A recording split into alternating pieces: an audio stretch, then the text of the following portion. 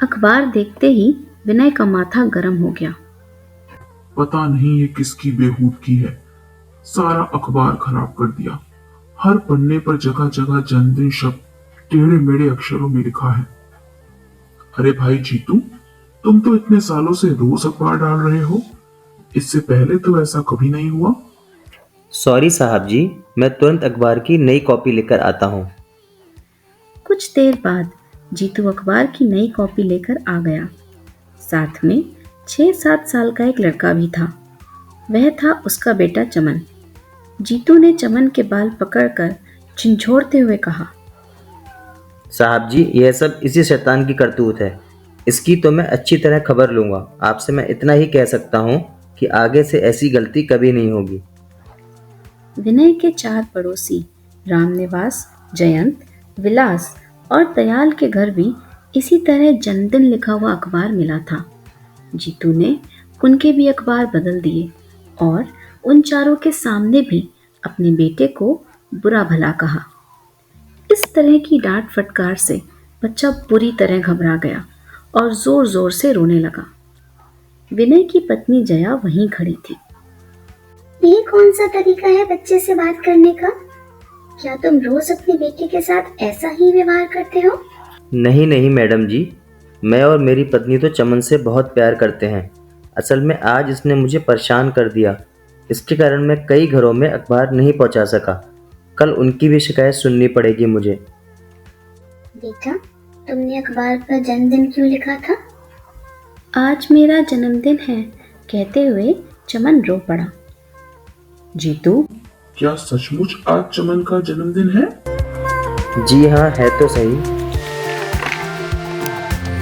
तो आज के शुभ दिन पर भी उसे क्यों डांट फटकार रहे हो?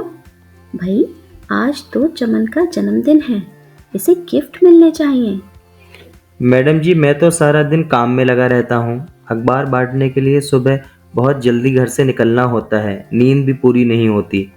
इसके जन्मदिन पर इसकी माँ हलवा बनाती है, फिर दोनों माँ बेटा मंदिर जाते हैं और शाम को हम इसे आइसक्रीम खिलाने ले जाते हैं। बस कुछ इसी तरह मनाते हैं चमन का जन्मदिन। तभी विनय बोला, तो फिर आज ऐसा क्या हुआ कि इतने मुंह अंधेरे तुम चमन को अपने साथ ले गए? साहब, 2 दिन पहले हमें चमन के नाना जी की बीमारी की खबर मिली। मेरी पत्नी तुरंत उनसे मिलने चली गई और घर में मैं और मेरा चमन रह गए। मैं इसको अकेला नहीं छोड़ सकता, इसलिए सुबह चौक पर अखबार लेने के लिए इसे अपने साथ ले गया।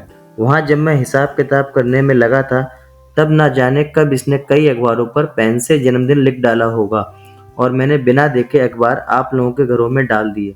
बस यही गलती हो गई मुझसे। तभी जया कहती है, अब मैं पूरी बात समझ सकती हूँ। चमन के दिमाग में जन्मदिन की बात घूम रही होगी, बस इसीलिए उसने कुछ अखबारों पर जन्मदिन लिख डाला।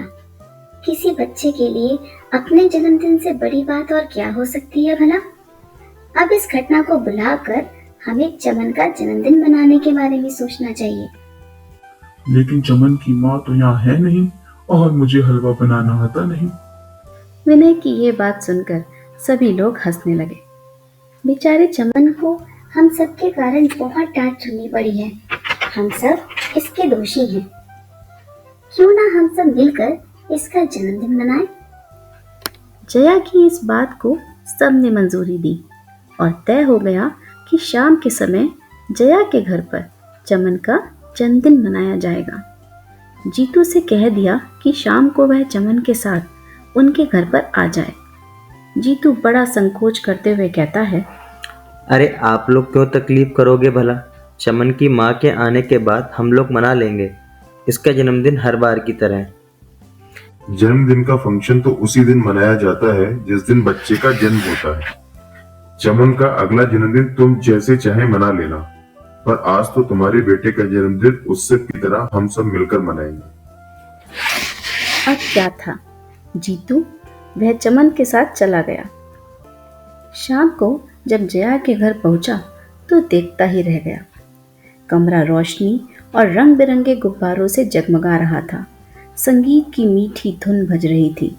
वहां पड़ोसी रामनिवास, जयंत, विलास और दयाल अपनी फैमिली के साथ मौजूद थे।